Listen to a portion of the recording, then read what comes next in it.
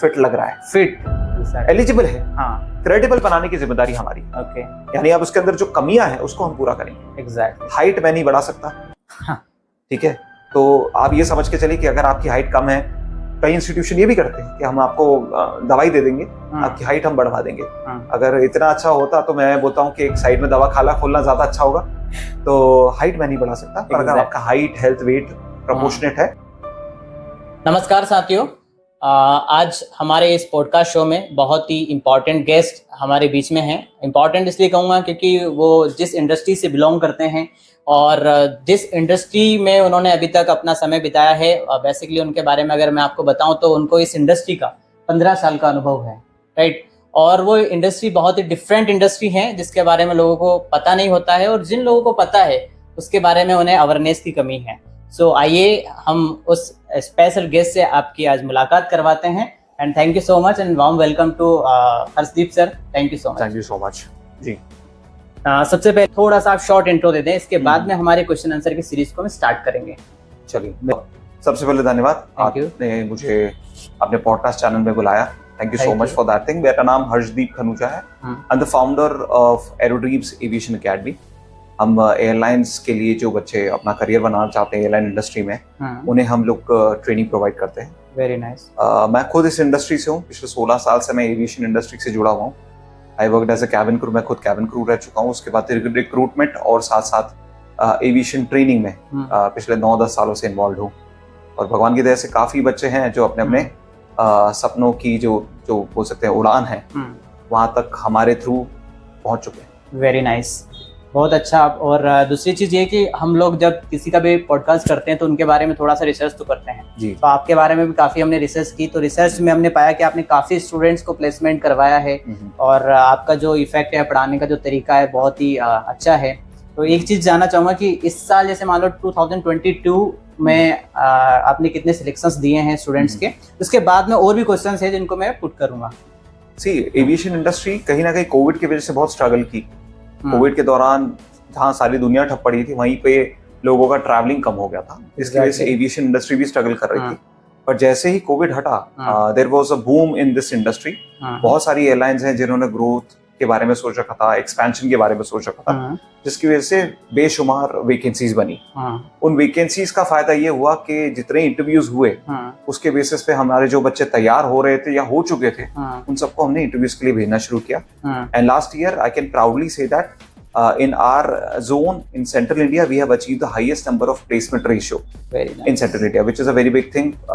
इसमें मैं हमेशा खुद का क्रेडिट नहीं रखता, ये मेरे बच्चों की मेहनत है जिसकी वजह से हम लोगों ने इस मुकाम को हासिल किया। Exactly, बहुत अच्छा, बहुत शानदार। और आपने एविएशन जो आपकी जर्नी थी, आई थिंक आप केबिन क्रू हैं थे मतलब पहले, सो आपकी जर्नी कब शुरू हुई थी as a cabin crew?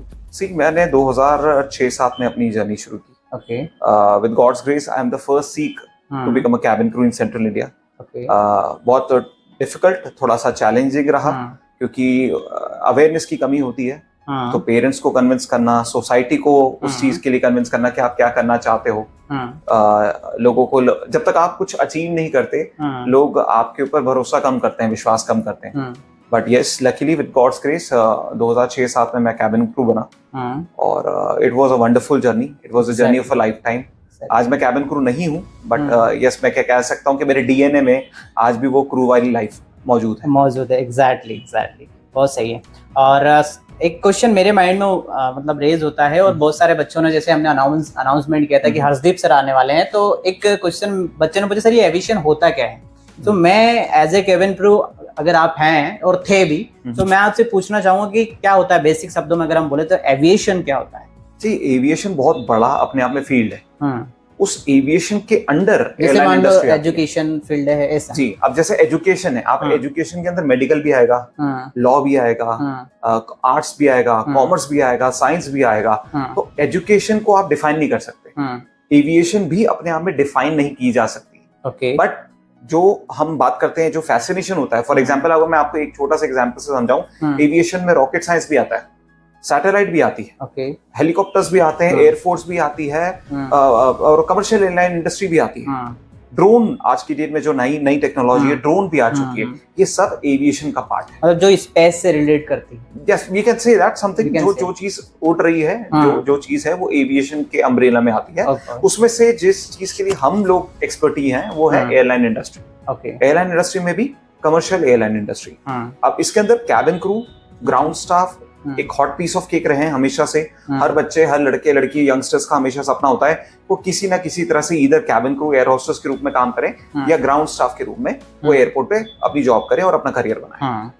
Very nice, very nice.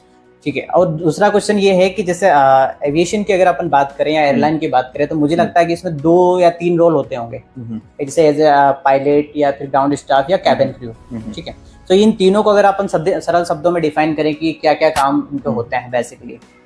थोड़ा सा मैं आपको इसमें भी करेक्ट करना चाहूंगा, हमें जो फैसिनेट करती हैं वो ये 3 इंडस्ट्री होती है। हमको लगता है या तो इंसान पायलट बन सकता है या एयर होस्टेस बन सकती है या एयरपोर्ट पे काम कर सकते हैं। Exactly. एक इतनी बड़ी इंडस्ट्री है, वो केवल ये 3 डिपार्टमेंट्स पे नहीं चल सकती, इसके अंदर मल्टीपल डिपार्टमेंट्स हैं, बट यस ये जो डिपार्टमेंट्स है फ्रंट फेसिंग डिपार्टमेंट। एयरलाइंस इन प्रोफाइल्स को फेस ऑफ द एयरलाइंस कहलाती है कि ये हमारे चेहरे हैं, क्योंकि पैसेंजर के रूप में कभी भी आप एयरलाइंस के मालिक को नहीं देखेंगे, आप एयरलाइंस के मैनेजिंग डायरेक्टर या सीईओ को नहीं देखेंगे, बट यस आपके लिए कैबिन क्रू आपके सामने मौजूद होते हैं, पायलट आपके सामने मौजूद होते हैं, प्लेन में चढ़ाने वाले व्यक्ति ग्राउंड स्टाफ के रूप में आपके सामने मौजूद होते हैं। तो हमें जो फैसिनेट करते हैं और जो हमें लगता है कि यही जो वो डिपार्टमेंट है जो एयरलाइन चला रहे हैं, बट जितनी ये फ्रंट एंड की डिपार्टमेंट है उतने ही बैक एंड में डिपार्टमेंट्स हैं जो एयरलाइन इंडस्ट्री को रन करते हैं, एग्जीक्यूट करते हैं। तो इन सब के क्या क्या रोल होते हैं? जैसे मान लो कि जैसे कैप्टन का तो पता है, चलो ठीक है, उनका रोल वो है, लेकिन जैसे कैबिन क्रू का क्या रोल होता है? सी कैबिन क्रू को अगर हम डिफाइन करें, क्योंकि देखिए एक टर्मिनोलॉजी और टेक्नोलॉजी इसके अंदर में डेफिनेशंस में ना जाते हुए एक मोटे तौर पे समझाना चाहूंगा ताकि ज्यादा से ज्यादा बच्चों को समझ में आए। जब एक प्लेन एक जगह से दूसरी जगह जाता है तो उसके अंदर 100, 150, 200 यात्री ट्रैवल करते हैं। अब जब वो यात्री ट्रैवल कर रहे होते हैं तो एयरलाइंस के थ्रू एक डेडिकेटेड स्टाफ मौजूद होते हैं, उस स्टाफ को हम कैबिन क्रू बोलते हैं। नाम ही बता रहा है, ऐसा क्रू जो कैबिन में काम कर रहा है। इनका काम होता है जो पैसेंजर्स एक जगह से दूसरी जगह जा रहे हैं वो कंफर्टेबली और सेफली एक जगह से दूसरी जगह पहुंच जाए। अब ये मल्टी डायनामिक प्रोफाइल है, इसके अंदर बहुत सारी चीजें होती है जिसके ऊपर काम किया जाता है। आधी दुनिया के अंदर में एक और भ्रम होता है कि एक कैबिन क्रू या एयर होस्टेस एक वेटर या वेट्रेसेस होते हैं, जैसे होटल में होते हैं। एग्जैक्टली। अगर इतना आसान होता तो मुझे लगता है किसी भी रेस्टोरेंट से किसी लड़के या लड़की को हायर कर लिया जाता है, उनको कैबिन क्रू बना दिया जाता है। Exactly. It is a very responsible job, it is a very serious career. So ये एक भ्रम है, एक मिथ है जिसके ऊपर हमें आना चाहिए, because it is very fascinating industry. Exactly. अच्छा, एक क्वेश्चन और मेरे माइंड में आता है कि लोग बोलते हैं ये ग्लैमरस इंडस्ट्री है, इट्स ट्रू और राइट, रॉन्ग और राइट? ग्लैमर को आप किस तरह से डिफाइन करें? मतलब ठाट बाट से रहना, अच्छे से रहना, मतलब हाइजीनिक भी रहना, और मतलब वो लोग थोड़े से अच्छे ड्रेसअप में रहते हैं। तो ग्लैमर को मैं इस तरह से बोलूंगा कि यस, इस इंडस्ट्री के अंदर आपका प्रेजेंटेशन बहुत इंपॉर्टेंट पार्ट रोल प्ले करता है। एग्जैक्टली। क्योंकि अगर आपका चेहरा गंदा है तो आपका परसेप्शन, आपके लिए जो लोगों की धारणा है वो अलग हो जाती है। चेंज हो जाती है। हम इंसान हैं, हम कहीं जाते भी हैं घूमने फिरने या हम किसी पार्टी में भी जाते हैं तो हम बन ठन के जाते हैं, क्योंकि लोग हमारे पहनावे पे हमारे लिए इंप्रेशन बनाते हैं। Same goes with airline industry. अगर आप एक प्लेन के अंदर जाएं और अंदर स्टाफ आपको अगर प्रेजेंटेबल नहीं दिखेगा तो आपकी धारणा, आपका परसेप्शन उस एयरलाइन के लिए बहुत चेंज हो जाएगा।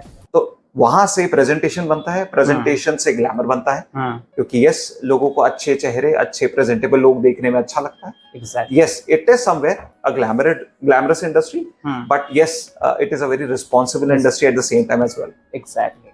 ओके, सो आपके लिए कोई जैसे आप एज ए कैबिन क्रू थे ना, किस एयरलाइन में थे? मैंने जेट एयरवेज के साथ काम किया।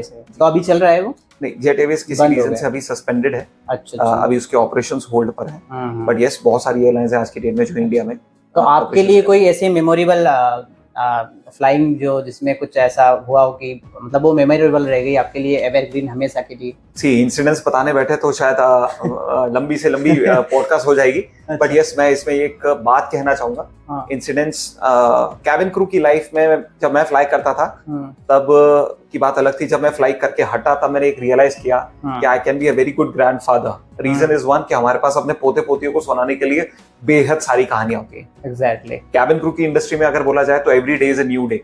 रीजन, आप नए सेक्टर फ्लाई करते हो, आप नए लोगों के साथ फ्लाई करते हो, आप नए प्लेन में फ्लाई करते हो, हर दिन स्टाफ बदलता है।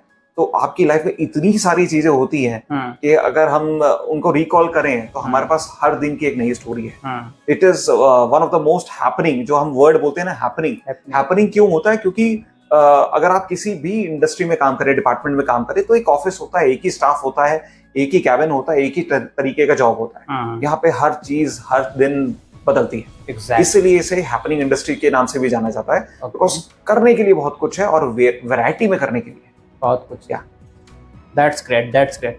अच्छा, एक चीज ये है, जैसे मान लो कोई स्टूडेंट है, जैसे हमारे बहुत सारे इन्वेस्टर्स हैं, बहुत सारे लोगों के क्वेश्चंस भी आते हैं, और मैं खुद मोटिवेशनल स्पीकर तो काउंसलिंग्स वगैरह करता हूँ, तो उन लोगों का सबसे पहले क्वेश्चन है, सर ये एयर होस्टेस बनने के लिए क्या क्वालिफिकेशन चाहिए, या अगर अपन उसमें उसकी डेजिग्नेशन पे जाएं, कैबिन क्रू या ग्राउंड स्टाफ बनने के लिए क्या क्वालिटीज या क्या एलिजिबिलिटी चाहिए, वो आप थोड़ा हमें बताएंगे।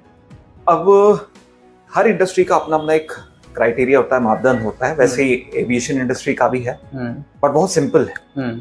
अब मैं इसको एक और तरीके से समझाऊंगा। अगर आप स्कॉलर हैं तो आप कुछ भी कर सकते हैं। आपके आईआईटी करिए, जेईई करिए, नीट करिए, बहुत सारी चीजें हैं स्कॉलर्स लोगों के लिए। सिविल सर्विसेज की तैयारी करिए, क्योंकि वहां पे बहुत पढ़ना पड़ता है, बहुत मेहनत करनी पड़ती है। ऐसा नहीं कि एविएशन इंडस्ट्री में मेहनत नहीं करनी पड़ती, पर यस, यहाँ पे स्कॉलर नहीं, स्मार्ट लोगों की रिक्वायरमेंट है। अगर आप स्मार्ट है, आपको लोगों से बात करना पसंद है, आपको घूमना फिरना पसंद है, आप एक एक्सट्रोवर्ट व्यक्ति हो जिसको किसी से बात करने में हिचकिचाहट नहीं होती है, आप बहुत कॉन्फिडेंट व्यक्ति हो, उनके लिए इंडस्ट्री बहुत शानदार करियर बना सकती है। अब हम एलिजिबिलिटी की बात करते हैं। एक होता है एलिजिबिलिटी और एक होता है क्रेडिबिलिटी। एलिजिबिलिटी का मतलब, हाँ, अगर आपकी ये सारी चीजें हैं तो आप तैयारी करिए। तैयारी करने के बाद अपने अपनी क्रेडिबिलिटी, अपनी क्षमता प्रूव करते हैं, और वो प्रूव करते हैं हम इंटरव्यू में, जिसमें आपका सिलेक्शन होता है। नहीं, अगर एकेडमिक क्वालिफिकेशन की बात करो तो मैं उसी पे आता हूँ। अगर हम एकेडमिक क्वालिफिकेशन की बात करें तो ये एकमात्र ऐसी इंडस्ट्री में है जहां आप 12वीं के बाद अपना करियर बना सकते हैं। That is the only one industry where you can earn more than 50,000 rupees per month as a 12th pass candidate. Very nice. 12वीं पास होना जरूरी है।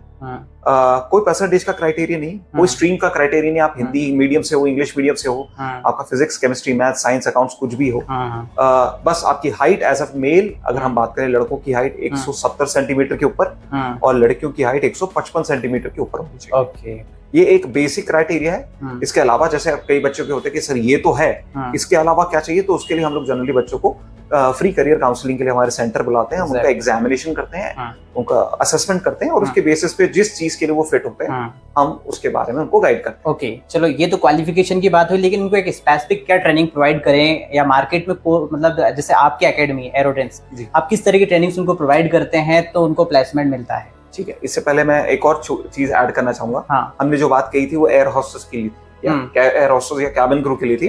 इसके अंदर एक और चीज थी, ग्राउंड स्टाफ। अगर किसी व्यक्ति को ग्राउंड स्टाफ यानी एयरपोर्ट पे जॉब करनी है तो उसके लिए क्या क्राइटेरिया, उसमें थोड़ा सा बदलाव आता है। उसके अंदर बदलाव ये है कि एक व्यक्ति का ग्रेजुएशन होना जरूरी है। अब ग्रेजुएशन का भी यही है कि आप बीएससी करो, बीए करो, बीटेक करो, बीबीए करो, कुछ भी करिए, आपका ग्रेजुएशन इंपॉर्टेंट है। उसमें वहाँ ऐसा क्या रोल होता है कि ग्रेजुएशन ही होना चाहिए, बाकी जगह 12th पास का? ये एक एयरलाइंस का क्राइटेरिया है। ये मेरी सोच है, मुझे नहीं पता, कभी क्योंकि कहीं पे भी डिफाइन नहीं होता कि 12वीं क्यों और ग्रेजुएशन क्यों। बट एयरपोर्ट पे जो ये लोग काम करते हैं, एक सेंसिबिलिटी हम मानते हैं कि अगर किसी की ग्रेजुएशन कंप्लीट हुई है तो 20-21 साल की उम्र में कंपैरेटिवली थोड़ा सा मैच्योर होता है। कैबिन क्रू के दौरान 12वीं इसलिए लगती है क्योंकि अगर आप यंग हैं, आपके अंदर एनर्जी ज्यादा होती है, कहीं ना कहीं आपको ट्रैवल बहुत करना पड़ता है, तो आपको फिजिकल वर्क में बहुत इन्वॉल्व होना पड़ता है, जो यंगस्टर्स का हाई होता है। आपका एनर्जी लेवल हाई होगा तो आप इसको काम को इजीली अडॉप्ट कर पाओगे। एग्जैक्टली। तो ये क्राइटेरिया होते हैं। अगर आपको ग्राउंड स्टाफ बनना है तो आपका ग्रेजुएशन होना जरूरी है, बट हाँ, ग्राउंड स्टाफ के अंदर हाइट, हेल्थ, वेट जैसे क्राइटेरिया इग्नोर कर दिए जाते हैं। एग्जैक्टली जी। एक क्वेश्चन और है, जैसे आपने भी कुछ बताया था कि यंग होना जरूरी है, तो इसमें किस एज तक व्यक्ति जॉब कर सकता है? जैसे एज ए कैबिन क्रू की बात करूं तो किस एज तक एक क्राइटेरिया होगा उनका? अब कैबिन क्रू की अगर हम बात करते हो, एयरलाइंस से एयरलाइंस वैरी करता है। किसी एयरलाइंस में 50, किसी में 45, किसी में 40 साल तक की एज होती है फ्लाइंग करने की। अब इसके अंदर एक करेक्शन करने की जरूरत है। लोगों को लगता है कि करियर हमारा 40, 45 या 50 के बाद खत्म हो जाता है। नहीं, आपका फ्लाइंग का टाइम खत्म हो गया। यानी अब आप प्लेन के अंदर काम नहीं कर सकते, पर अगर आपने 40-45 साल किसी कंपनी में दिए हैं, आप समझ सकते हैं उनके पास इतनी एक्सपीरियंस होगा, तो कहीं ना कहीं कंपनी उस एक्सपीरियंस को मैनेजमेंट में यूटिलाइज करती है। मैनेजमेंट में मैंने वही बोला, मैनेजमेंट भी एक बहुत वास्ट फील्ड है, बहुत सारी चीजें होती हैं जिसके अंदर ऑडिटर हो गया, ट्रेनिंग डिपार्टमेंट हो गया, सेल्स एंड मार्केटिंग हो गया, बहुत सारे अलग अलग डिपार्टमेंट है जिसके अंदर आप स्विच कर सकते हो Exactly. 40-45 साल कंप्लीट होने के बाद। एग्जैक्टली। ग्राउंड स्टाफ की अगर हम बात करें तो वहां आप 55, 60, 65 तक काम कर सकते हो। Okay, very nice. हाँ, लेकिन एक चीज और जो हम लोग रिसर्च कर रहे थे उस दौरान हमने पाया कि शायद एक इंटरनेशनल फ्लाइट पे एक कोई लेडी है जिसकी एज शायद 70 से या 65 के समथिंग, वो आज भी जॉब करती है। जी जी। तो मतलब कोई एज का ऐसा कोई नहीं रेस्ट्रिक्शन, राइट? नहीं, ये कंट्री टू कंट्री वेरी करता है। जैसे अब अगर हम बात करें लुफ्तांजा, एक एयरलाइंस है जो जर्मन एयरलाइंस है, नेशनल कैरियर ऑफ जर्मनी है। वहां पे 65-70 साल तक के लोग as a cabin crew air hostess के रूप में काम करते हैं। यूरोप में बहुत सारी एयरलाइंस है, अमेरिकन एयरलाइंस है जो बहुत लंबी एज तक लोगों को फ्लाई करने का क्राइटेरिया उनका है। तो वहाँ पे लोग कंफर्टेबली इसे लॉन्ग टर्म करियर इसको लेके चलते हैं। इंडिया में कुछ क्राइटेरियाज अलग हैं। डोमेस्टिक में नहीं होता होगा ऐसा? It's not about domestic, it's about national. India के अंदर ये क्राइटेरिया है, चाहे वो डोमेस्टिक पे रूप में काम करें या इंटरनेशनल में काम करें। अगर आप इंडियन कैरियर, इंडियन एयरलाइंस के साथ काम कर रहे हो तो आपके क्राइटेरियाज अलग हैं। अगर आप उनकी कंट्री के हिसाब से काम करेंगे तो उनके मुल्क के उनके क्राइटेरियाज अलग हैं। वेरी नाइस, बहुत अच्छा। सर, जैसे आप स्टूडेंट्स को पढ़ाते हैं तो अगर जैसे इस इंडस्ट्री में कोई व्यक्ति जाना चाहता है तो उसके लिए कोई ऐसी 2 skills that is very important क्या हो सकती है उस व्यक्ति के लिए, उस कैंडिडेट्स के लिए? चलिए, सबसे पहले मैं कहूंगा बच्चों, अगर आपको एयरलाइन इंडस्ट्री में उतरना है तो सबसे पहले अपनी कम्युनिकेशन स्किल्स पे काम करना शुरू करिए। कम्युनिकेशन स्किल्स का मतलब ये नहीं होता कि आप 5-10 लैंग्वेजेस सीख लीजिए।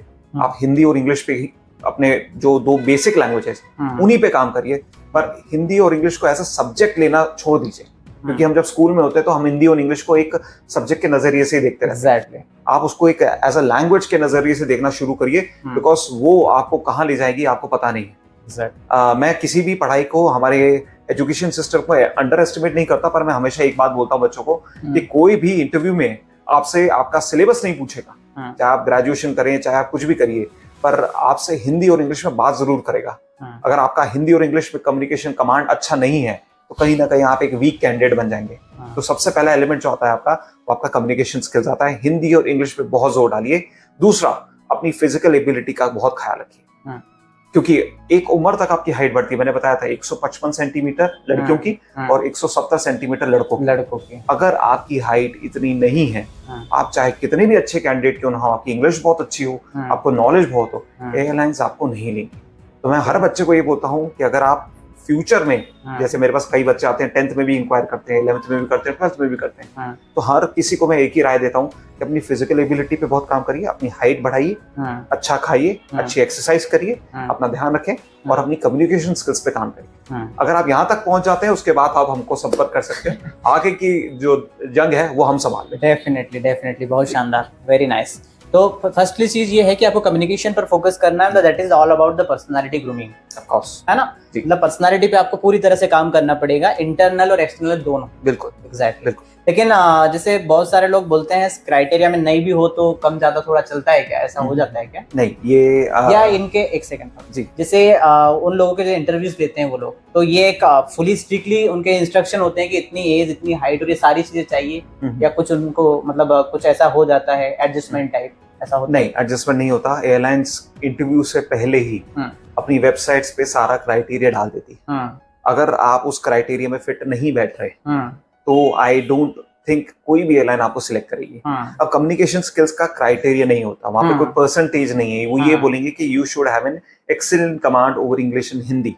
अब वो एक्सीलेंट कमांड को वो लोग भांप लेंगे। Same goes with your height. अगर वहां पे हाइट लिखी हुई है तो इंटरव्यू के दौरान वो आपकी हाइट नापते हैं। अगर आपकी हाइट उतनी नहीं निकली तो आपको थैंक यू कर देंगे। वो बोलेंगे कि आप किसी और इंडस्ट्री में अपना करियर ऑप्ट करिए, यहाँ पे रिक्वायरमेंट नहीं आती। इसके अलावा भी कोई जैसे फिजिकल कोई डिफेक्ट हो या कुछ आंख में या कहीं भी कोई प्रॉब्लम हो तो जी, अब ये अगेन एक थोड़ा सा इन डेप्थ रिव्यू हो जाता है। जैसे किसी के चेहरे पे और हाथ पे कोई दाग धब्बा नहीं होना चाहिए। अब दाग धब्बे का मतलब एक छोटा सा तिल नहीं होता। बच्चों को लगता है मेरे चेहरे पे एक तिल आ गया तो क्या मैं एयर होस्टेस नहीं बन सकती। ऐसा दाग धब्बा जो आपको देखने पर अजीब लगता है, जिसकी ओर ध्यान जाता है, वो चीज नहीं होनी चाहिए। पूरी तरह छोटा मोटा कट, छोटा मोटा दाग धब्बा किसी को भी हो सकता है, पर अगर वो प्रोमिनेंट नहीं है, अगर मैं बोलूँ तो प्रोमिनेंट नहीं है, तो it can be acceptable. Airlines उन सब चीजों को इग्नोर कर देती हैं आपकी काबिलियत के ऊपर। अगर आप काबिल नहीं है और ये सारी चीजें हैं तो ऑफ कोर्स फिर तो कुछ भी नहीं हो सकता। एग्जैक्टली। और कुछ क्वेश्चन और भी हैं जो मेरे पास है, मतलब लोगों ने मतलब मुझे पर्सनली भेजा है, वो मैं लास्ट में आपसे पूछूंगा, है ना? चलो, नेक्स्ट क्वेश्चन मेरा ये है कि फ्यूचर में एविएशन इंडस्ट्री के ग्रोथ के क्या चैलेंजेस आपको दिखते हैं? चैलेंजेस बोले कि एस्पेक्ट्स बोले? एस्पेक्ट्स बोल सकते हैं। चलिए, चैलेंजेस तो अभी मेरे को कम दिख रहे हैं, एस्पेक्ट्स ज्यादा दिख रहे हैं, क्योंकि एयरलाइन इंडस्ट्री जिस तरह से ग्रोथ कर रही है, it is the fastest growing industry in the world. Exactly. जिस तेजी से इस इंडस्ट्री ने ग्रो किया है पिछले 1-2 सालों में, इसका बोल सकते हैं ये तो अभी एक शुरुआत है। अगले 5 साल, 10 साल, 15 साल आप देखेंगे कि एविएशन इंडस्ट्री एक अलग लेवल पे जा रही है। एयरलाइंस ग्रो कर रही है। ग्रो का मतलब कैसे होता है इसको हम समझ लेते हैं। जब एक एयरलाइंस एक एयरक्राफ्ट ऑर्डर करती है या एक एयरक्राफ्ट खरीदती है, तो उसके लिए उसको उसी के इक्विवेलेंट स्टाफ हायर करना पड़ता है। ओके। किसी एयरलाइंस को एक प्लेन के अंदर 100 स्टाफ चाहिए, किसी को 150 चाहिए, किसी को 200 चाहिए। आज की डेट में इंडिगो जैसी एयरलाइंस 400-400, 500-500 एयरक्राफ्ट ऑर्डर करके बैठी हुई है। उससे भी बड़े ऑर्डर्स हैं एयर इंडिया जैसी एयरलाइंस के पास, जिन्होंने 1500 के करीब एयरक्राफ्ट ऑर्डर की है।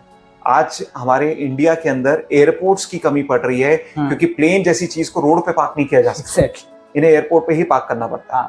आज हमारे पास इतनी जगह नहीं है कि हम इतने सारे एयरक्राफ्ट को अकोमोडेट कर पाए, तो वहां से एयरपोर्ट का भी डेवलपमेंट, एक्सपेंशन बढ़ रहा है। अब एयरपोर्ट पे भी अगर आप सोचेंगे कि एक्सपेंशन हो रहा है, नए बन रहे हैं या बड़े किए जा रहे हैं, तो वहां पे भी मैन पावर की रिक्वायरमेंट है। तो हर एंगल से अगर हम देखेंगे, तो अभी मैंने वही बताया था आपको कि केवल 3 डिपार्टमेंट नहीं है।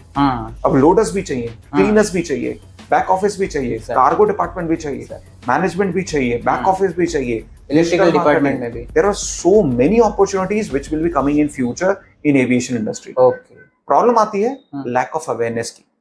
इंसान का ध्यान वही होता है जहां भेड़ चाल चल रही होती है। या तो हम सिविल सर्विसेज कर लें, या हम बैंकिंग की तैयारी कर लें, या हम IIT कर लें, JEE कर लें, नीट कर लें। विद ऑल ड्यू रिस्पेक्ट, मैं किसी भी इंडस्ट्री, किसी भी डिपार्टमेंट को अंडर एस्टिमेट नहीं करता, डिग्रेड नहीं करता, बट लेवल ऑफ कंपटीशन बच्चा नहीं समझता। एग्जैक्टली। प्रॉब्लम ये आ जाती है कि मुझे नीट करना है, पर नीट के लायक मैं हूं कि नहीं हूं, वो बच्चा सोचता नहीं है। क्योंकि मेरे फ्रेंड कर रहा है, मेरे पापा ने बोला कि नीट कर लो, तो मैं नहीं नीट करने लग गया। They are following the majority. That is the problem. अब आपने नीट कर भी लिया, आप क्लियर नहीं किया, आपने री अटेम्प्ट मारा, आपने क्लियर जैसे तैसे कर लिया, आगे आपको कितना बड़ा इन्वेस्टमेंट चाहिए, उसके लिए फिर पापा स्ट्रगल कर रहे हैं या पेरेंट्स स्ट्रगल कर रहे हैं। अब आप इतने कॉम्प्लेक्सिटीज में क्यों घुस जाते हैं? क्योंकि आप अपनी सोसाइटी को प्रूव करने में लगे कि हमारा बच्चा या मैं खुद एक अच्छा करियर ऑप्ट कर रहा हूँ। उसी चक्कर में एयरलाइन इंडस्ट्री एक इग्नोर्ड इंडस्ट्री बन जाती है, जिसकी तरफ लोग ध्यान ही नहीं देते। That is the major problem. हम लोग एक ही कोशिश करते हैं, हम लोग स्कूल्स में जाते हैं, सेमिनार्स करते हैं, इंस्टीट्यूशंस में जाते हैं, ताकि बच्चों को ये पता पाए कि हर बंदा डॉक्टर, इंजीनियर, वकील नहीं बन सकता। और हर बंदा को अगर डॉक्टर, इंजीनियर, वकील बनेगा, तो वहां पे बहुत ज्यादा लोग हो जाएंगे, उनकी भी वैल्यू गिरेगी। और जहाँ दूसरी जगह जहाँ बच्चों की काबिलियत है, वहां पे अगर वो थोड़ा सा भी फोकस करें, तो एक बहुत शानदार करियर उनका बना सकते हैं, बहुत शानदार करियर उनका वेट कर रहा है। एग्जैक्टली। सर ने बहुत अच्छी बात कही है कि कोई हर व्यक्ति डॉक्टर, मास्टर या इंजीनियर ही नहीं बन सकता है, वो कैबिन क्रू भी बन सकता है, लेकिन लोगों की वहां तक नजर नहीं पहुंचती। तो मुझे ऐसा लगता है इस वीडियो के माध्यम से, इस पॉडकास्ट के माध्यम से हम लोग कुछ नहीं कर रहे हैं, हम बस यही कर रहे हैं कि आप अवेयर हो जाएं। मतलब आपको हम अवेयरनेस कर रहे हैं कि ये भी एक ऐसी इंडस्ट्री है, जिसमें सर ने बहुत अच्छी बात बताई कि एक यही ऐसी इंडस्ट्री है जिसमें बच्चा 12th पास करके 50,000 पर मंथ कमा सकता है, और फिर उसके बाद में तो लिमिट है ही नहीं। आई थिंक बिल्कुल एग्जैक्टली, है ना? क्योंकि सर पर्सनली अपना एक्सपीरियंस बता रहे हैं, ये कोई मतलब ऐसा नहीं है कि as a teacher, as a trainer बता रहे हैं, ये खुद केबिन क्रू रह चुके हैं, इनका जो अनुभव है वो ही आपको साझा कर रहे हैं। सर एक क्वेश्चन बहुत इंपॉर्टेंट है, मैं आपसे पूछना चाहूंगा कि पैसेंजर सेफ्टी और सर्टिफिकेशन को मेंटेन करने के लिए आप लोग क्या करते थे, या एज ए केबिन क्रू क्या करते हैं? चलिए सर, इसके अंदर एक और चीज है।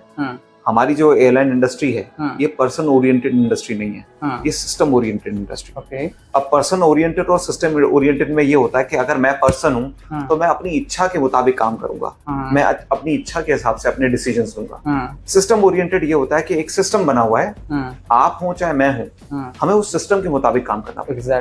तो एयरलाइन सेफ्टी को, कंफर्ट को कभी भी कॉम्प्रोमाइज नहीं करती, इसलिए हमें हर साल अपनी असेसमेंट्स करनी पड़ती है, हर साल हमारे री-इवैल्यूएशंस होते हैं, हर साल हमें टेस्ट देने पड़ते हैं, हर साल हमें एग्जाम्स देने पड़ते हैं, अपनी काबिलियत को प्रूव करना पड़ता है। हर फ्लाइट से पहले ब्रीफिंग्स होती हैं, हर फ्लाइट के बाद ब्रीफिंग होती है कि फ्लाइट जब हम शुरू करते हैं तो हमें क्या क्या करना है, फ्लाइट खत्म होने के बाद हम बात करते हैं कि हमने क्या क्या किया। एयरलाइंस कहीं से भी कहीं तक किसी भी चीज में कॉम्प्रोमाइज नहीं कर सकती। तो आप उसके अंदर तो ये सोच के चलिए कि हमारे हाथ में नहीं है, अगर हमने कोई भी प्रोसीजर या सिस्टम को फॉलो नहीं किया, तो एयरलाइंस हमारे अगेंस्ट स्ट्रिक्ट एक्शन ले सकती है। हाँ, नहीं लेकिन जैसे कोई पैसेंजर की सेफ्टी के लिए क्या सर्टिफिकेशन क्या प्रोवाइड करेंगे उनको मेंटेन करने के लिए? इसकी बहुत सारे अनाउंसमेंट्स होती हैं प्लेन के अंदर, डेमोन्स्ट्रेशन किया जाता है कि we are certified first aiders. एक कैबिन क्रू एक सर्टिफाइड फर्स्ट एडर होता है। हमें मेडिकल ट्रेनिंग दी जाती है कि भगवान ना करे किसी की तबीयत खराब हो जाए तो हम लोग वहाँ मौजूद हैं as a substitute medical staff के चलो हम डॉक्टर तो नहीं है पर किसी हद तक हम किसी की जान बचा सकें। तो ये इस तरह की हमें ट्रेनिंग दी जाती है। प्लेन अगर किसी रीजन से अगर उसको इमरजेंसी लैंडिंग करनी पड़ती है या किसी रीजन से, वैसे होता नहीं है, अगर प्लेन क्रैश होता है तो पैसेंजर्स को सेफली कैसे निकाला जाता है इसके लिए हमें ट्रेनिंग दी जाती है। तो ये सारी चीजें हैं जो हमारे बोल सकते हैं ना कि हमारे सिस्टम का एक पार्ट है। इसको लेकर ही हम एक कैबिन क्रू बन सकते हैं। जैसे एक क्वेश्चन मेरे माइंड में रेज होता है कि मान लो आप फ्लाइंग पे हो, इंस्टेंटली किसी को मान लो हार्ट अटैक आ गया, कोई बड़ी डिसीज कुछ हो गया, फिर आप क्या करते हैं उस केस में? मैंने आपको बताया कि हमें एक पूरी ट्रेनिंग दी जाती है। अच्छा। हमें एक मेडिकल ट्रेनिंग होती है जिसके अंदर हमको पल्स चेक करना सिखाया जाता है। एक हार्ट अटैक के साइंस एंड सिम्टम्स होते हैं उनको वो रीड करना सिखाया जाता है। अगर एक व्यक्ति को हार्ट अटैक आया तो उसको दवाई कौन सी देनी ये भी हमें बताया जाता है। और ये सब दवाई और सिस्टम्स वगैरह सब कुछ मौजूद होते हैं, अवेलेबल होते हैं भैया, बिल्कुल प्लेन के अंदर मौजूद होते हैं। तो हम सबसे पहले तो डॉक्टर के लिए पेज करते हैं, पेज यानी हम पूछते हैं कि हमारे बीच में कोई डॉक्टर मौजूद है। अगर मौजूद होता है तो हम उनको असिस्ट करते हैं क्योंकि डॉक्टर से बढ़कर तो कोई नहीं है। Exactly. पर अगर कोई डॉक्टर नहीं है तो कहीं ना कहीं हम एक as a substitute medical practitioner का रोल प्ले करते हैं। बहुत शानदार, बहुत अच्छा। मतलब कहीं ना कहीं यहाँ पर मल्टीपल रोल्स हैं। It is multiple, I can say multi dynamic role. क्योंकि हमें अनाउंसमेंट भी करनी है। हम घर में, हमारे घर में कोई भी स्ट्रगल चल रहा हो, हमारे पर्सनल इश्यूज कुछ भी हो, हमें हमेशा स्माइल करते रहना है। हमारी तबीयत खराब हो, हम थके हो, पैसेंजर्स को हम ये नहीं फील करा सकते कि हम थके हुए हैं। हमें हमेशा खुश रहना है, हमें एनर्जेटिक रहना है। पैसेंजर्स जब उतरते हैं एक चीज होती है हमारे, मैं अपने करियर में ये चीज मानता था कि इंसान जब आता है प्लेन के अंदर तो उसके बैक ऑफ द माइंड बहुत सारी चीजें होती हैं। कोई जॉब के लिए जा रहा होता है, कोई सुबह उठ के फ्लाइट पे चढ़ रहा होता है, किसी का टारगेट होता है, किसी का मीटिंग है, किसी का कुछ है, किसी का कुछ है। पर जब वो उतरे प्लेन से तो वो एक एक्सपीरियंस लेके निकले, वो होता है wow factor. Very nice, I really enjoyed your flight. और अगर उसके जाते हुए वो चेहरे पे वो स्माइल होती है, that is the best containment. मैं बोल सकता हूँ सबसे बड़ा सेटिस्फैक्शन। देखिए सैलरी तो आएगी। एग्जैक्टली, ठीक है, क्योंकि पूरे महीने काम करेंगे तो सैलरी आएगी तो आनी है। एक सेंस ऑफ सेटिस्फैक्शन वही होता है कि एक इंसान उतरते हुए आपको थैंक यू बोल जाए, आपके काम को अप्रिशिएट कर जाए और उसके चेहरे पे स्माइल हो। और यही मैं बोल सकता हूँ एक प्रॉपर एक एफिशिएंट कैबिन क्रू की डेफिनेशन है कि उसका पैसेंजर प्लेन से हैप्पीली उतरे। बहुत शानदार, बहुत अच्छा। नेक्स्ट क्वेश्चन ये है, जैसे मान लो आप एज ए केबिन क्रू है तो उसमें मान लो आप ड्यूटी कर रहे हैं तो उसका कुछ क्राइटेरिया होगा कि ड्यूटी का टाइम इतना रहता है, इतने बजे से रहता है, या फिर शिफ्टिंग रहती है, कैसा क्या करते हैं? आपको हर महीने एक रोस्टर मिलता है, टाइम टेबल। रोस्टर मिलता है, उस टाइम टेबल के मुताबिक हमें लिख दिया जाता है कि आज 1 तारीख को हम कहाँ जाएंगे, 2 को कहाँ जाएंगे, 3 को कहाँ। पहले से डिसाइड होता है सब कुछ? 1 महीने पहले आपको 1 महीने पहले पूरा डिसाइड आपको पूरा मिल जाता है। आज जैसे आज 20-25 तारीख को आपको अगले महीने का पूरा टाइम टेबल मिल जाएगा, ताकि आप अपना करियर, आपकी पर्सनल थिंग्स को आप उसके हिसाब से शेड्यूल कर पाओ। क्योंकि हम सुबह 2 बजे भी फ्लाई कर रहे होते हैं, 4 बजे भी कर रहे होते हैं, दोपहर में भी कर सकते हैं, रात को भी कर सकते हैं। तो हम अपनी पर्सनल लाइफ को कैसे एडजस्ट करें? तो एयरलाइंस आपको एक टाइम टेबल दे देती है, उसके अंदर आपके ऑफ लिखे होते हैं, आप कितने बजे उड़ेंगे, कितने बजे लैंड करेंगे, ये सारी चीजें उस टाइम टेबल के मुताबिक। हम वर्किंग आवर तो होता होगा ना कि 8 घंटे 10 घंटे आपको फ्लाई करना है। देखिए, अगर मैं दिल्ली से फ्लाई करता था, अब मैं दिल्ली से अगर मैं बोलूंगा मैं चंडीगढ़ जाता हूँ, अच्छा, तो दिल्ली से चंडीगढ़ महज 25 मिनट की फ्लाइट है। 25 मिनट जाना और 25 मिनट आना, 2 घंटे हमको पहले रिपोर्ट करना पड़ता था। 1 घंटा हमको चंडीगढ़ में लगता है। मान के चलिए 5 से 6 घंटे में वापस अपने घर पहुंच जाते हैं। अगर हम दिल्ली से चेन्नई जाते हैं जहाँ 3-3.5 घंटे की फ्लाइट हो जाती है, तो वैसी बात है, अपने आप उसका टाइम बढ़ जाता है। अच्छा, तो कभी आप 4 घंटे 5 घंटा काम करते हो, कभी आप 8 घंटा, कभी आप 10 घंटा, कभी आप 11 घंटा। सबसे बेस्ट पार्ट होता है इस इंडस्ट्री में आपको भरपूर रेस्ट दिया जाता है। आप फ्लाइट करने के बाद ऐसा नहीं होगा कि आप जल्दी आ गए तो चलो एक और फ्लाइट पे चले जाओ। आपका टाइम टेबल के मुताबिक ही आप अपनी फ्लाइट्स करते हैं। मतलब इतना वो नहीं है कि एक फिक्स नहीं है कि इतना टाइम आपको 6 घंटे रहना है। वो आपके टाइम टेबल में जरूर लिखा होगा। अच्छा, कि आज आपका पूरा समय कितना लगेगा, एग्जैक्ट, ताकि आप उस हिसाब से मेंटली प्रिपेयर्ड होकर घर से निकले कि आज मेरा 11 घंटे का वर्क आवर है, आज मेरा 6 घंटे का वर्क आवर है और आज मेरा इतने घंटे का। ओवर ड्यूटी का भी ऑप्शन होता होगा, जैसे कि मान लो आज आपकी मान लो 1 ही फ्लाइंग है, 2 ही फ्लाइंग है, तो कोई चाहे कि मुझे 1 और 2 करना है तो नहीं, ऐसा रहता है क्या? नहीं, ये सारा कैलकुलेटिव होता है। इसके अंदर बहुत सारे रेगुलेशंस हैं, सेफ्टी क्योंकि अगर आप हेल्दी नहीं है तो आप लोगों को हेल्दी कैसे रख सकते हैं। सही इसलिए बात। आपकी हेल्थ का भी एयरलाइंस बहुत ध्यान रखती है। एक लॉज होते हैं, उनको हमको फॉलो करना पड़ता है। वेरी नाइस, बहुत अच्छा। सबसे लास्ट क्वेश्चन मेरा ये है कि फ्यूचर में केबिन क्रू की क्या स्कोप है और ग्राउंड स्टाफ के? जैसे मान लो आप एज ए ट्रेनर हैं, आप एकेडमी चलाते हैं, जैसे बहुत सारे हमारे ऐसे स्टूडेंट्स हैं ऐसे वीडियोस को देखते हैं और इन्वेस्टर्स हैं, तो उनके लिए एक ऐसा मैसेज कि अगर आप चाहें तो इसमें ट्राई कर सकते हैं, तो क्या उसके लिए क्या स्कोप है? हम क्या किस नजरिए से देखते हैं इसके स्कोप को? देखिए, मैंने एक आर्टिकल पढ़ा था, उसके अंदर हमने देखा है, आज भी हम देखते हैं कि AI, आर्टिफिशियल इंटेलिजेंस नाम की चीज डेवलप हो रही है और ये फ्यूचर होने वाला है। हर काम का, हर चीज का AI होने वाला है। उसके उस AI के स्टैटिस्टिक्स के हिसाब से जो लॉन्ग लास्टिंग, सबसे ज्यादा लंबे समय तक चलने वाली जॉब्स में आपको जानकारी दे दूं कि कैबिन क्रू, एयर होस्टेस जैसे जॉब्स आएंगे, क्योंकि हर चीज आर्टिफिशियल इंटेलिजेंस से नहीं हो सकती। आज हमारे मोबाइल्स में गूगल में एलेक्सा है, आईफोन में सीरी है, पर अगर कोई इंसान आपसे बात करता है तो आपके जेस्चर्स, आपके हाव भाव अलग होते हैं। सीरी से आप सारा दिन बैठ के बात नहीं कर सकते। तो आर्टिफिशियल इंटेलिजेंस की भी एक लिमिटेशंस है। पर जब हम इंसान से इंसान की बात करते हैं, अफेक्शन की बात करते हैं, केयर की बात करते हैं, लुक आफ्टर करने की बात करते हैं, तो उस जगह पे भी लॉन्ग टर्म में अगर हम देखते हैं तो कैबिन क्रू जैसी जॉब मौजूद रहेंगी। तो आप उससे ही अनुमान लगा सकते हैं कि ये इस इंडस्ट्री का क्या पर्सपेक्टिव है, क्या ग्रोथ पोटेंशियल है और कितने लॉन्ग लास्टिंग समय तक ये इंडस्ट्री सस्टेन करने वाली है। Exactly, very nice. जैसे अभी AI की बात आई तो मैं AI से भी एक छोटी सी चीज़ और आपको बताना चाहूँगा। देखो, AI हर काम नहीं कर सकती। जैसे मैंने ChatGPT पे जाके टाइप किया कि AI खेती कर सकता है क्या?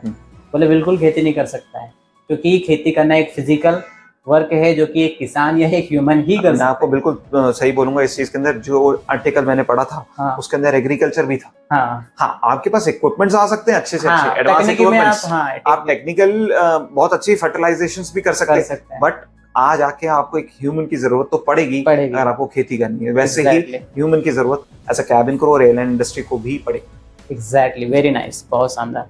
तो ऑलमोस्ट हमारे सारे क्वेश्चंस हो गए हैं। कुछ क्वेश्चन और हैं जो मतलब लोगों ने मुझे पर्सनली भेजे थे, उनके कुछ डाउट्स थे। एक्चुअली कुछ ऐसे स्टूडेंट्स हैं जिनके बहुत सारे डाउट्स होते हैं, वो शायद माइट भी आप क्लियर करेंगे। एक सबसे बड़ा डाउट ये होता है, क्या कोई इंस्टीट्यूट या कोई एकेडमी जो ट्रेनिंग प्रोवाइड कर रहा है और वो श्योरिटी देता है कि हम बच्चों को जॉब दिलवा देंगे, तो ये सच है या झूठ है आपके प्रोस्पेक्ट, क्योंकि आप भी ट्रेनर हैं? फ्रीक्वेंटली आस्क्ड क्वेश्चन है और मैं बोल सकता हूँ कि पंच्ड आस्क्ड क्वेश्चन है कि जब हम काउंसलिंग कर रहे होते हैं, क्योंकि बच्चा है, आज हम भी एक मोबाइल लेने जाएंगे तो हम दूसरा मोबाइल से हमेशा कंपेयर करते हैं। वैसे एक इंस्टीट्यूशन है, आज हमारे जो इंस्टीट्यूशन में आएगा वो दूसरे इंस्टीट्यूशन भी जाएगा। ह्यूमन मेंटालिटी है, ह्यूमन मेंटालिटी। जब तक हम मेंटली सेटिस्फाइड नहीं होते तब तक हम आगे नहीं बढ़ते। एग्जैक्टली। एक चीज समझ के चलिए, मैं एक ही एग्जांपल हर बच्चे को देता हूँ कि जब आप पेपर देने जाते हो तो पेपर के दौरान आपका कोई भी स्कूल ज्वाइन करते हैं या कोई भी कॉलेज ज्वाइन करते हैं, उस दौरान कोई भी स्कूल या कॉलेज आपको गारंटी देता है कि आप 100% ट्वेल्थ क्लियर करोगे या आप अपनी ग्रेजुएशन क्लियर करोगे। जब वहां पे गारंटी नहीं बनती तो इंस्टीट्यूशन से बच्चे गारंटी क्यों मांगते हैं? क्योंकि हमारे यहाँ पे बच्चा गारंटी मांगता है कि हम ये क्वेश्चन करता है बच्चा, हमसे गारंटी के रूप में मांगा जाता है कि सर हम आपके यहाँ कोर्स करेंगे तो क्या हमारी 100% जॉब लग जाएगी? तो मेरा ये कहने का मतलब होता है कि ये क्वेश्चन आप स्कूल या कॉलेज में जाते टाइम क्यों नहीं करते हो? चलिए, अगर आपने करा है, मुझसे करा है, तो मैं एक ही इसका आंसर देता हूँ कि जब एक स्कूल में बच्चा पढ़ता है तो एक क्लास के अंदर 20 से 30 या 40 बच्चे हो सकते हैं। हर एक बच्चे की फर्स्ट रैंक नहीं लग सकती। एग्जैक्टली। हर बच्चा फेल भी नहीं हो सकता। सही है। पढ़ाने वाला वही टीचर है, सिलेबस भी वही है, स्कूल भी वही है, पेपर देने का समय भी वही है, पेपर भी वही है, पर एक बच्चा टॉप करता है, एक बच्चा 70% स्कोर करता है, एक बच्चा 50% स्कोर करता है और एक बच्चा फेल भी होता है। एग्जैक्टली। तो अब इस स्टोरी से ये समझ में आता है कि कहीं ना कहीं उस चीज की गारंटी हमें लेनी पड़ती है। ये बच्चे को खुद लेनी पड़ती है गारंटी। हम एक मार्गदर्शन दे सकते हैं, हम एक मेंटोर है, हम एक ट्रेनर है। एक बच्चे में काबिलियत होगी, जितनी उसके अंदर काबिलियत होगी उससे हम 200% ज्यादा उसके अंदर एफर्ट डालेंगे। पर आज आके इंटरव्यू तो बच्चे को देना पड़ेगा। तो बच्चे को ये समझना बहुत जरूरी है कि कोई भी आपके सक्सेस रेट की गारंटी नहीं ले सकता, केवल आप ही हो जो अपनी खुद की गारंटी ले सकते हो। मतलब आपके पोटेंशियल को प्रूव आपको खुद को करना पड़ेगा। लेकिन बच्चे ये क्वेश्चन करते हैं ना सर कि सर उस इंस्टीट्यूट में जाऊं तो मुझे 100% प्लेसमेंट मिल जाएगा, तो ये क्वेश्चन क्यों करते हैं? चलिए, या इंस्टीट्यूट ऐसा बोलता है या बच्चा, क्या है मतलब? बहुत अच्छा, आपके पॉडकास्ट के माध्यम से मुझे बहुत अच्छा अपॉर्चुनिटी मिली है कि मैं सबके सामने ये बात बोल सकता हूँ कि एक कमरे में बैठ के मैं आपको ये बोल सकता हूँ कि हमारे प्रधानमंत्री को मैं बहुत अच्छे से जानता हूँ, नरेंद्र मोदी जी को मैं बहुत अच्छे से जानता हूँ। ये तो बहुत अच्छी बात है कि मैं नरेंद्र मोदी जी को बहुत अच्छे से जानता हूँ। ये बात बहुत इंपॉर्टेंट है कि नरेंद्र मोदी जी मुझे जानते कि नहीं जानते। राइट। सो इस कमरे के अंदर कुछ भी बोला जा सकता है सर। एक काउंसलिंग के दौरान देखिए, आज की डेट में एक एजुकेशन या ट्रेनिंग इंस्टीट्यूट, ट्रेनिंग के साथ साथ एक बिजनेस ऑर्गेनाइजेशन भी है। कई लोग एथिकल बिजनेस करते हैं, कई लोग अनएथिकल बिजनेस करते हैं। अब अनएथिकल बिजनेस में ये होता है कि जो लड़का या लड़की काबिल ही नहीं है, उनको सिर्फ कन्वर्ट करने के लिए, उससे पैसा बनाने के लिए आपको 100 तरीके से झूठ बोले जाते हैं। इसके अंदर बहुत सारे इंडस्ट्री में भी होता है, बेहद बहुत ज्यादा होता है। तो कभी कभी तो हमें ये प्रूव करना बहुत मुश्किल हो जाता है कि हम बोल रहे हैं कि हम गारंटी नहीं ले रहे और हमारे अलावा हमारे सारे जो कॉम्पिटिटर्स हैं वो बोल रहे हैं हम गारंटी ले रहे हैं। तो बच्चे को लगता है शायद आपके अंदर काबिलियत नहीं है जो आप हमारी गारंटी नहीं ले पा रहे हो, क्योंकि XYZ एविएशन एकेडमीज को बोल रही है हम गारंटी ले रहे हैं। और बच्चों, एक चीज समझने की जरूरत है, कोई भी आपकी गारंटी नहीं ले सकता। हम तैयारी करा सकते हैं, मेहनत तो आपको करनी पड़ेगी। सिंपल सा इसके अंदर एक ही चीज है, बहुत सारे झूठ हैं इसके अंदर। ये भी बोला जाता है कि हमारा एयरलाइंस के साथ टाई अप है। या एग्जैक्टली, ये क्वेश्चन भी मेरे पास आया था। हाँ, हमारा एयरलाइंस के साथ टाई अप है, आपको कहीं जाने की जरूरत नहीं है। आप हमारे इंस्टीट्यूशन ज्वाइन करिए, आपका यहीं पे कैंपस सिलेक्शन करवा देंगे और आपका करियर शुरू हो जाएगा। कोई भी एयरलाइन सर किसी भी इंस्टीट्यूशन के साथ टाई अप नहीं करती। एयरलाइंस अपना इंटरव्यू लेने आती हैं, पर्टिकुलर वेबसाइट पे डालती हैं कि वो किस प्लेस पे, किस वेन्यू पे, किस होटल में इंटरव्यू लेंगी, कितने बजे से कितने बजे तक इंटरव्यू लिया जाएगा। हमारे बच्चे भी जाते हैं, दूसरे इंस्टीट्यूशन के भी बच्चे जाते हैं, कोई और व्यक्ति भी जा सकता है। अगर आपका क्राइटेरिया में फिट बैठते हो तो आप भी जा सकते हो। पर अगर आपसे 5 क्वेश्चंस एयरलाइंस के पूछे जाएंगे, अगर आप उन सारी चीजों के आंसर प्रॉपरली करते हैं, उनको सेटिस्फाइड करते हैं, तो आपकी जॉब लगेगी। अगर आप वो काम नहीं कर पाते तो ये मैटर नहीं करता कि वो हमारे इंस्टीट्यूट का बच्चा है या किसी और इंस्टीट्यूट का बच्चा है, वो रिजेक्ट हो जाएगा। Exactly, very nice. बहुत अच्छे आंसर्स दिए सर आपने, मुझे बहुत अच्छा लगा कि आपने अपने मतलब व्यक्तिगत अनुभव शेयर किया। ऐसा कुछ भी नहीं होता और डेफिनेटली आप मतलब जैसे आप बताते हैं तो आप ऐसा बोलते हैं 100% असिस्टेंस या नहीं बोलते हैं? 100% असिस्टेंस हम प्राउडली बोलते हैं।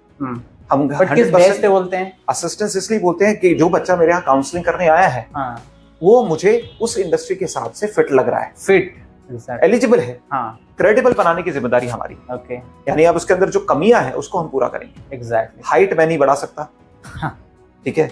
तो आप ये समझ के चलिए कि अगर आपकी हाइट कम है, कई इंस्टीट्यूशन ये भी करते हैं कि हम आपको दवाई दे देंगे, आपकी हाइट हम बढ़वा देंगे। अगर इतना अच्छा होता तो मैं बोलता हूँ कि एक साइड में दवा खाला खोलना ज्यादा अच्छा होगा।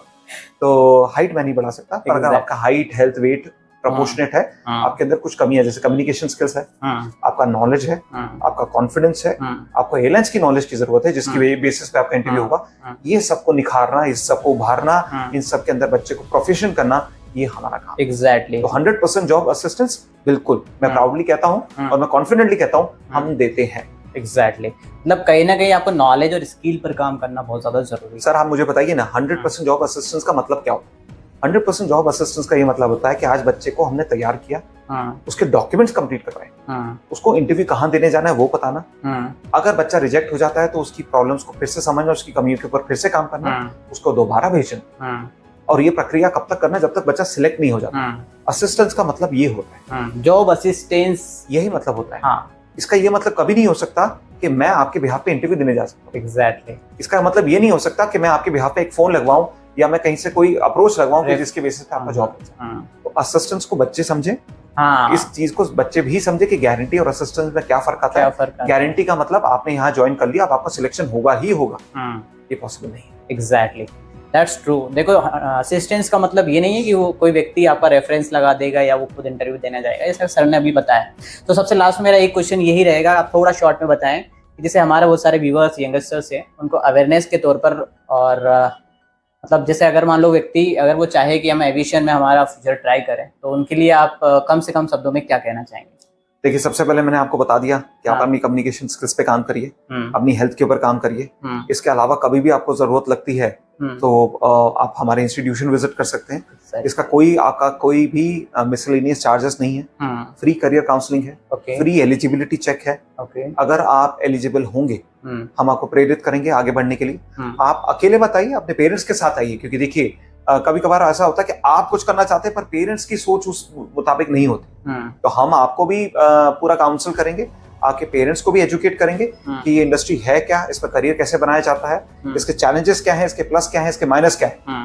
आपको पता होगा, आप अपने बच्चों को हमेशा सपोर्ट करेंगे। अगर आज आप अपने बच्चों को सपोर्ट करेंगे तो आपका बच्चा आगे बढ़ पाएगा। बच्चा करना चाहता है, पेरेंट्स सपोर्ट नहीं कर रहे, उसके अंदर भी बच्चे के लिए बहुत चैलेंजेस हो जाते हैं। उसको हमेशा एक प्रेशर रहता है कि अगर मेरा सिलेक्शन नहीं हुआ, अगर मैं इस इंडस्ट्री में आगे नहीं कुछ बन पाया, तो मैं अपने माँ बाप को किस तरीके से फेस करूंगा। पर वहीं अगर माँ बाप पीछे खड़े हो जाए और बोले कि नहीं बेटा तू कर, हमको पता है, तू मेहनत कर, हम तेरे पीछे खड़े, अच्छा होगा तो भी, बुरा होगा तो भी। तो हम लोग फ्री करियर काउंसलिंग देते हैं। अगर आप हो सके तो आप हमारा नंबर, कॉन्टैक्ट नंबर और हमारा एड्रेस शेयर कर सकते हैं सर। काउंसलिंग के अंदर आपको कोई भी पैसा नहीं भरना, उसके आपकी पर्सनालिटी, आपकी एजुकेशन, आपकी एलिजिबिलिटी के मुताबिक हम आपको करियर ऑप्शंस ऑफर करेंगे। अगर आप कैबिन क्रू, ग्राउंड स्टाफ या कोई भी एयरलाइन स्टाफ बनने के लायक नहीं भी होते, तो हम आपको क्लियरली मना कर देंगे कि आप किसी और इंडस्ट्री के बारे में प्लान करिए। इस इंडस्ट्री में अपना पैसा, समय, एनर्जी बिल्कुल वेस्ट ना करें। एग्जैक्टली, मतलब पूरा ट्रांसपेरेंसी के साथ। बिल्कुल सर, बिल्कुल। That's great, very nice.